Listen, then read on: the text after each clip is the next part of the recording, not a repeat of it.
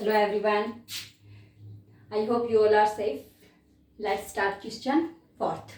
Question fourth says that find the value of x in the following figure if n parallel to m. आपको पता है ना ये sign parallel का होता है, मीन्स ये दोनों वो लाइन है जिनके बीच क्या है, देखो डिस्टेंस क्या है, हमेशा सेम है हर जगह पे। जहां भी आप चले जाओ लाइंस को कितनी भी एक्सटेंड करो वो कभी भी एक दूसरे से मीट नहीं करेंगी, एक दूसरे को कभी भी इंटरसेक्ट नहीं करेंगी। ओके, अब इसमें हमें x की वैल्यू फाइंड आउट करनी है, तो जो एंगल हमारे पास यूज होगा इस x के अलावा वो एंगल क्या करते हैं, हम उसका ना नाम रख लेते हैं कुछ, ताकि हमें आसानी हो जाए प्रॉपर्टी लिखने में। ये एंगल यूज हो रहा है क्योंकि इससे आप ये वाला एंगल है, या तो आप इससे ये वाला एंगल फाइंड आउट कर लो, लेकिन इस वाले की ये वाला फाइंड आउट करोगे तो ये लीनियर पेयर फॉर्म करेंगे और ये अल्टरनेट एंगल्स हो जाएंगे, अल्टरनेट इंटीरियर एंगल। आपको इसके बारे में पता है, जिसको नहीं पता है वो डिस्क्रिप्शन बॉक्स में इंट्रोडक्शन वाली वीडियो देख लेना आप। Okay, so now this is 110, this is also, आप इसका नाम रख लो कुछ, एंगल 1 नाम रख लेते हैं हम इसका। ठीक है, नाम लिखा हमने,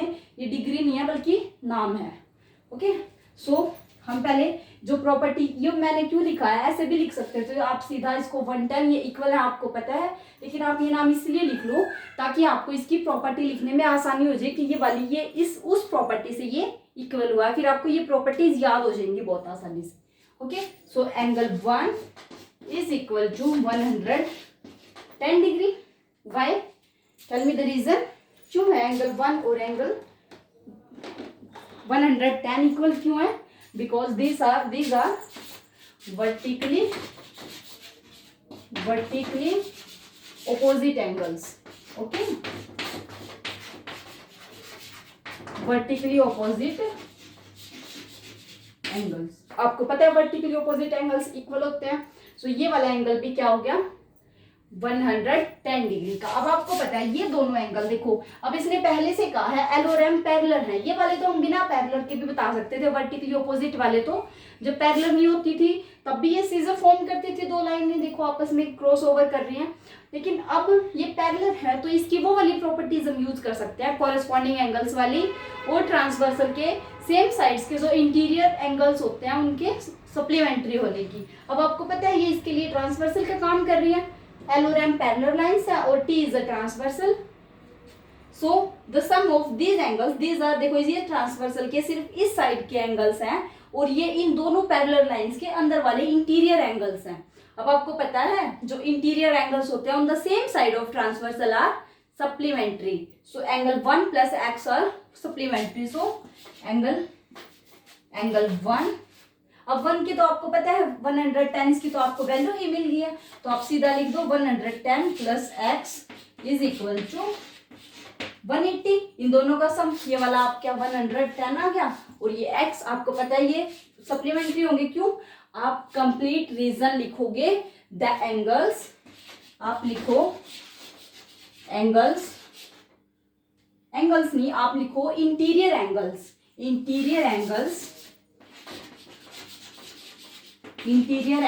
of the interior angles on the same side of transversal, है ना, इंटीरियर एंगल्स है और on the same side, interior angles on the same side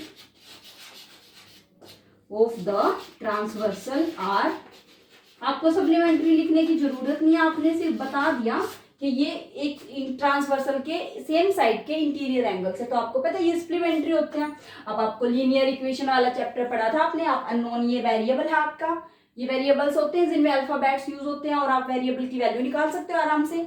इसको आप इधर रख लो और इस 110 को उधर ट्रांसपोज कर दो, एक्स को आपने इधर रखा और 110 को ट्रांसपोज किया, इसके सामने साइन नहीं है, means you consider it is positive and when it transpose it becomes negative which is equal to 70 degree.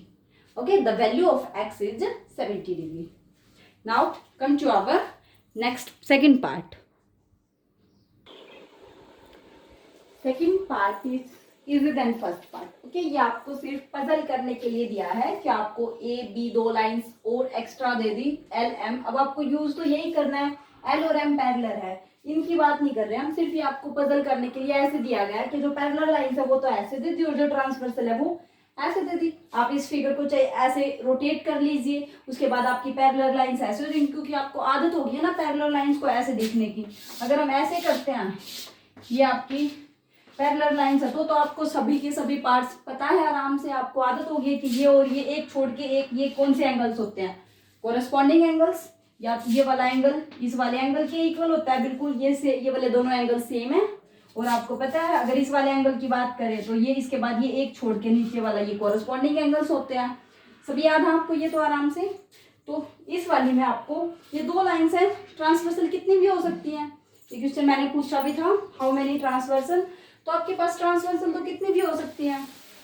तो अब ये दो ट्रांसवर्सल है तो क्या होगा, इसमें कुछ पजल होने वाली बात नहीं है। और ये 80 को देखने की भी जरूरत नहीं है, हमें तो एक्स की वैल्यू चाहिए। अब आप ना इसको भूल जाओ कि ये वाली लाइन भी है, ये पजल करने के दिया गया, इसका यूज करने की हमें कोई जरूरत नहीं है। जो इंटेलिजेंट बच्चे हैं वो ये सभी एंगल्स निकाल सकते हैं और आप निकाल लेना, लेकिन इसकी जरूरत हो ऐसा जरूरी नहीं है। अब आप निकालिए, इसको छोड़ दो, आप ऐसे ही सोचो ये दोनों लाइंस पैरेलल हैं और ये इसकी ट्रांसवर्सल का काम कर रही है। तो आपको पता है ये वाला एक छोड़ के नेक्स्ट एंगल है ना, बीच में एक एंगल स्किप किया, उसके बाद नेक्स्ट एंगल है, तो उनका क्या नाम है बताओ, कॉरेस्पॉन्डिंग एंगल्स। तो आपको पता है x इक्वल टू 100 डिग्री। आपको जरूरत ही नहीं है कि आप और एंगल्स निकालो, इसके बाद ये वाला निकालो, और ये वैसे भी ये वाला ऐसे भी इक्वल होगा, आपको इसकी वैसे जरूरत नहीं है। आपको पता है देखो ये वाला एंगल कितना होगा, दूसरा तरीका बताती हूँ, ये वाला वर्टिकली ऑपोजिट एंगल्स, ओके, ये वाला वर्टिकली ऑपोजिट एंगल से, तो बिना पैरेलल लाइंस के है, फिर ये दोनों लाइंस पैरेलल है, ट्रांसवर्सल का काम करेंगे। तो ये वाले क्या है, देखो दो पैरेलल लाइंस के अंदर वाले मतलब इंटीरियर, और एक दूसरे से ऐसे साइड के एक उधर है मतलब अल्टरनेट। तो these angles are alternate interior angles. फिर भी x is equal to 100, okay, लेकिन इसकी आपको जरूरत नहीं है, x is equal to 100 to corresponding angles, corresponding angles, okay, ये इक्वल होंगे क्योंकि ये क्या है, कोरस्पॉन्डिंग एंगल्स। और आपको क्वेश्चन में x की वैल्यू फाइंड आउट करनी थी। Okay, now come to our next question, 5th. So students, 5th question says that in the given figure the arms of two angles are parallel. If angle ABC is 70 degree, then find angle DGC DEF. Okay, ये आपके पास given figure है और इसमें आपको क्या दिया हुआ है कि जो दो एंगल्स की आर्म्स है वो पैरेलल है, मीन्स ये वाली लाइन इस वाली लाइन के पैरेलल है और ये वाली लाइन इस वाली लाइन के पैरेलल है। अब आपको पता है कौन से एंगल किनके इक्वल होते हैं, ये 70 का दिया है। अब आप देखो ये दोनों लाइंस पैरेलल हैं, lines note this are rays because एक एंड पॉइंट है और दूसरा एंड पॉइंट नहीं है, ऐसे इसका, ठीक है। तो क्या होते हैं, जिसमें एक एंड पॉइंट हो और एक की तरफ स्ट्रेट जा रही हो, इसका मतलब होता है जा रही है स्ट्रेट, ओके। ये तो वैसे पॉइंट दिया हुआ है कि यहाँ पे कोई पॉइंट है ए। अब आपको दिया हुआ है angle A B C is 70 degree. अब आपको पता है ये दोनों लाइंस पैरेलल है, तो ये वाली लाइंस किसका काम करेगी, क्या हुआ इसने आगे ऐसे, अगर ये ऐसे भी होती तो आपको साफ साफ दिख जाता कि ये लाइन ट्रांसवर्सल है, लेकिन अब इसने आगे नहीं बढ़ाई तो क्या बात होगी, लाइन तो है, दिस इज रे, ये क्या इसकी इन दोनों पैरेलल लाइंस के लिए किसका काम करेगी, एज अ ट्रांसवर्सल। और आपको पता है जब दो पैरेलल लाइंस होती हैं और फिर उनके बीच एक ट्रांसवर्सल होती है, तो ये वाले एंगल्स एक छोड़ के एक ये वाला हमें फाइंड आउट करना है और एक ये वाला फाइंड आउट करना है। एंगल फर्स्ट पार्ट में डी जी सी, ये पॉइंट जी है, और डी ई एफ। अब आपको पता है 70 डिग्री एक एंगल इसने छोड़ दिया और एक छोड़ने के बाद नेक्स्ट जो एंगल होता है उनको क्या बोलते हैं हम, कोरस्पॉन्डिंग एंगल्स। तो this is 70, this is also 70 because corresponding angles. अब आप लिखेंगे इसको ऐसे ही same, these are corresponding angles. कैसे लिखेंगे, angle D G C is equal to 70 degree, या फिर आप लिखो पहले angle D G C is equal to angle A B C. क्या लिखोगे reason, corresponding angles, corresponding angles, okay. और ये कितना है 70 डिग्री, मीन्स आपका ये भी कितना आ गया 70 डिग्री। अब आपको पता है ये 70 है, अब ये वाली दो भी पैरेलल हैं। जब ये दो लाइंस पैरेलल हैं तो जो ये डी ई रे है ये किसका काम करेगी, ट्रांसवर्सल का। अब आप इसको कंसिडर करो कि ये दो पैरेलल लाइंस हैं और ये आपकी ट्रांसवर्सल है। देन दिस एंगल, एक छोड़ के एक, ये भी क्या होगा, corresponding angle. This is also 70 degree. तो आप क्या लिखोगे, angle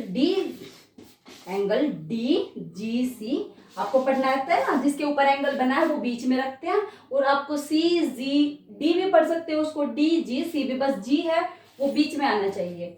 D G C is equal to angle D E F, D E F. क्यों, because these are also corresponding angles. आप रीजन लिख लीजिएगा। और this is also equal to 70 degree, यही हमें फाइंड आउट करना था। This is also 70 degree.